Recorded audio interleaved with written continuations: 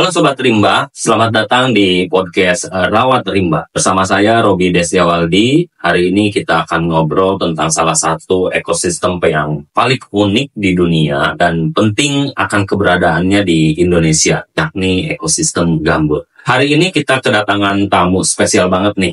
Adik kelas saya, Reza Fahlevi, seorang rimbawan muda yang baru lulus dari Fakultas Kehutanan IPB.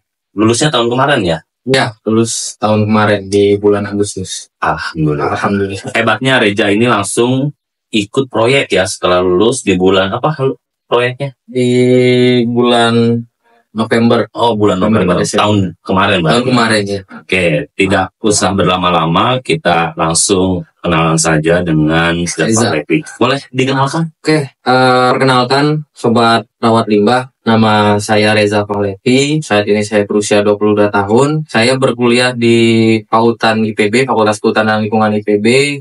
Itu angkatan 2020. Kalau di IPB itu nyebutnya angkatan 57. Saya 49, berarti Beda dikit lah. beda dikit ya. 7 sama 9-nya aja ya. Ya, selamat datang Reza di podcast Rawat Rimba di Rimba Raya Indonesia. Oke, berarti tadi kuliahnya di Pautan IPB ya? Ya, di Pautan IPB. Oke, kuliah di Pautan IPB. Nah, kenapa memilih Pautan IPB? Nah, ini sebenarnya juga ada ceritanya sih, Kak. Wah, Ada cerita ini. Kita sedikit cerita dulu ya. Jadi awalnya itu saya kan berasal dari Palembang dan saya itu pengen banget nih kuliah di luar gitu, bosen di Palembang terus. Jadi pengen kuliah di luar dan nemunya IPB, tapi saya bingung tuh mau jurusan apa gitu. Yang penting kuliah di luar. Terus saya cari-cari di internet gitu apa kira-kira yang menarik dan cocok buat saya. Dan kebetulan saya tuh emang cita-cita itu pengen naik gunung. Oh, naik gunung. Pengen naik gunung karena belum kesampaian di Palembang kan nggak ada gunung ya. Ya. Jadi karena saya emang pengen naik gunung, pengen kalau ngelihat gunung, lihat yang hijau-hijau tuh suka gitu, adem. Nah, makanya pas ngeliat IPB, wah ada Fakultas Kehutanan nih. Dan kebetulan jurusan saya itu konservasi sumber daya hutan dan ekowisata. Cocok lah buat naik gunung. Iya, ekowisata jalan-jalan, Bos. Oh. Gitu. Jadi makanya saya pilih itu. Tapi selama di Pautan jalan-jalan? Enggak sih. Karena kepotong Covid ya waktu itu ya, angkatan Covid iya. saya. Oh, masuk ke COVID ya? Covid 2020. Oh, ujian nasional juga COVID ya? Iya, Nggak ada ujian nasional.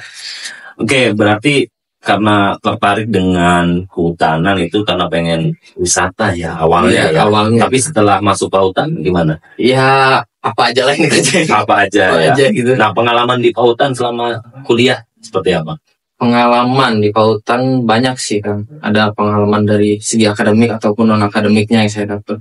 Kalau akademik ya yang pasti kita praktek kehutan dong karena jurusan kehutanan kan itu kita kumpul bareng sama teman-teman di situ 1 bulan tanpa sinyal, tanpa listrik itu seru banget sih. Di mana itu?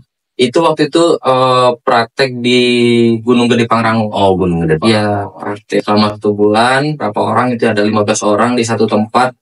Itu tadi tanpa listrik, tanpa sinyal, kita bareng-bareng di situ. Itu praktek lapang ya? Praktek lapang ya.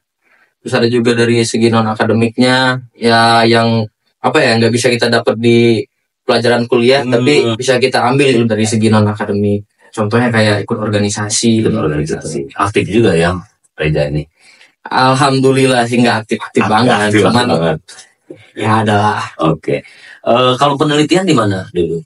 Penelitian itu saya di TNBBS, Taman Nasional Bukit Barisan Selatan di Lampung. Tentang Topiknya itu saya ngambil topik terkait pemetaan kesesuaian habitat gajah Sumatera di TNBBS. udah sesuai lah ya dengan jurusan juga ya. Ya alhamdulillah udah sesuai. Oke, nah setelah lulus, Reza ini kan langsung ikut Agustus, jaraknya dekat ya, langsung Iya. ikut proyek gambut nih terkait karakteristik gambut.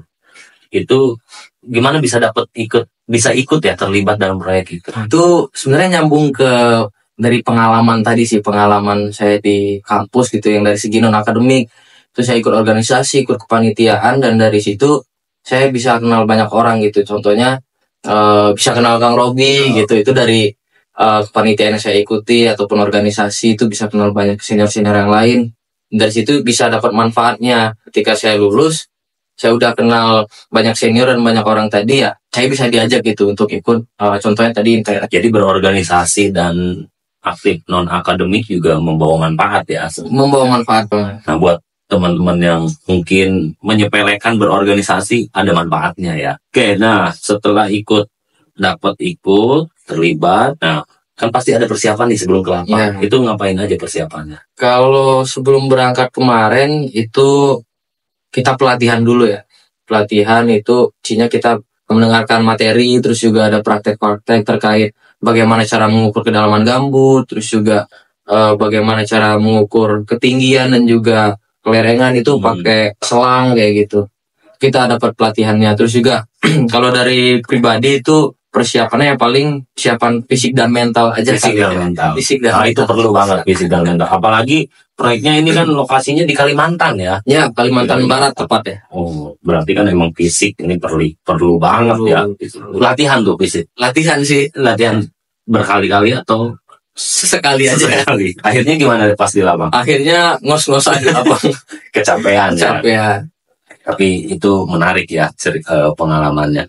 Nah, ini kan inventarisasi gambut. Emang sebelumnya udah pernah lihat gambut atau pernah tahu gambut itu seperti apa? Kalau tahu sih tahu ya. Cuman untuk ngeliat langsung kondisi lahan gambut itu kayak gimana ini baru sekarang.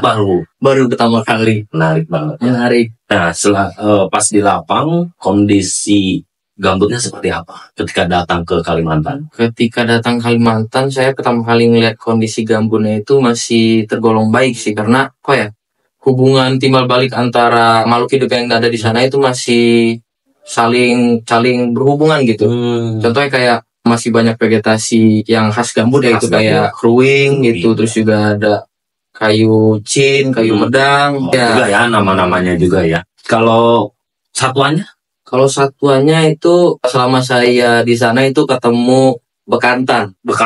Ketemu bekantan. Terus juga ini juga ada pengalaman unik nih pas di lapang. Kebetulan waktu itu kita pulangnya agak ketemu gelap. Gelap apa tuh? Maksudnya ketemu gelap tuh? Oh, gelap. Ya, ketemu gelap. Jadi udah mau maghrib kita baru turun dari titik lokasi mau keluar. Dan itu kan kita pakai sampan kecil ya, karena lokasinya itu berdekatan dengan sungai. Jadi kita pakai sampan kecil mau menuju ke kapal kita buat istirahat. Nah, pas kita menuju ke kapal itu ada lewat tuh salah satu satwa yang apa tuh? Ya agak laki-laki. Buaya. Buaya. Itu buaya. Banyak nih lelaki juga ya. Matanya merah lewat di depan sampan kita. Itu. Tapi nggak apa-apa. Nggak aman. Selagi kita nggak ganggu, nggak bakal diganggu. Nah, di gambut ini apa aja yang diukur? Kemarin itu kita ngukur kedalaman gambut. Sama inventarisasi karakteristik. Kayak tadi ada apa aja floranya, faunanya, kedalaman airnya berapa, terus juga kemiringan lahannya. Nah, masyarakat sekitar itu dilibatkan dalam proyek ini, kegiatan ini. Masyarakat sekitar itu selalu dilibatkan. Selalu dilibatkan karena. Jadi apa? Kemarin itu kita menjadikan masyarakat sekitar itu sebagai tim kita sendiri. Oh, tim. Berarti ikut ya? Ikut. Jadi kita beranggotakan 10 orang itu dari masyarakat sekitar juga ikut di situ. Karena apa ya? Karena kita juga sebagai pendatang ke sana. Jadi belum terlalu tahu nih apa aja yang harus kita persiapkan selama di sana. Terus juga kondisi lapang di sana kayak gimana, itu kita perlu masyarakat lokal. Bahasa sama Indonesia atau bahasanya? Kalau bahasa lebih cenderung bahasa Melayu sih. Tapi kebetulan kan dari Sumatera ya. Ya, jadi masih paham. Oke, setelah dari lapang, pelajaran apa yang diperoleh dari lapangan? Banyak sih. Lebih ke pelajaran hidup kayaknya. Pelajaran hidup. Fisik ya. Fisik kena, mental kena. Apalagi semuanya kenal di situ. Jauh dari keluarga ya. Jauh dari keluarga pasti. Komunikasi dengan keluarga atau siapa? Aman sih kalau ada sinyal. Kalau ada sinyal. Paling seminggu masuk ke hutan, 1 hari keluar buat ambil logistik segala macam. Itu baru kesempatan buat telepon keluarga gitu kan. Menurut Reza nih, seberapa penting sih gambut ini untuk pelestarian lingkungan atau untuk pelestarian lingkungan sendiri? Sangat penting sih, karena gambut ini sendiri kan suatu ekosistem yang unik ya. Situ juga saya ke lapang juga banyak ketemu masih banyak ketemu ya tadi saling berhubungan antar satuannya, terus juga floranya. Emang ekosistemnya benar-benar bagus. Bagus, dan juga pokoknya harus dijaga lah untuk ekosistem gambut ini. Nah, biasanya kan sering lah kita mendengar bahwa gambut ini kan sering kebakar ya. Iya. Baik Sumatera atau Kalimantan, akhirnya kan perubahan iklim. Berarti kan ketika kita jaga gambut dan tahu karakteristiknya gambut, malah bisa lebih efektif ya ketika menjaganya ya. Iya, betul. Nah, saran untuk mahasiswa nih, ada nggak saran untuk mahasiswa atau rimbawan muda? Anda kan rimbawan muda juga nih. Ya. Untuk rimbawan muda terkait gambut ini seperti apa? Sebenarnya saya masih merasa kurang pantas sih Kang buat tapi mudanya iya kan? Tapi iya, cuman kalau untuk saran ya, tapi ini mohon dikoreksi ya, karena saya juga masih baru, pengalaman juga masih dikit. Paling saran untuk rimbawan muda seperti saya dan juga mungkin ada adik-adik kelas yang baru lulus ataupun mau lulus, itu persiapkan dari sekarang aja sih terkait pengetahuan kita mengenai kehutanan, lingkungan, dan juga lebih melek terhadap isu-isu yang ada, karena kalau bukan kita siapa lagi gitu peduli terhadap lingkungan. Iya, betul. Ini penting banget buat teman-teman rimbawannya muda ya untuk ikut terlibat ya menjaga lingkungan kita. Sama kalau khususnya buat persiapan inventarisasi gambut, persiapan fisik sih itu paling penting. Persiapan bukan hanya gambut berarti ya, semuanya sih, ketika ke lapang ya. Iya, fisik itu paling penting.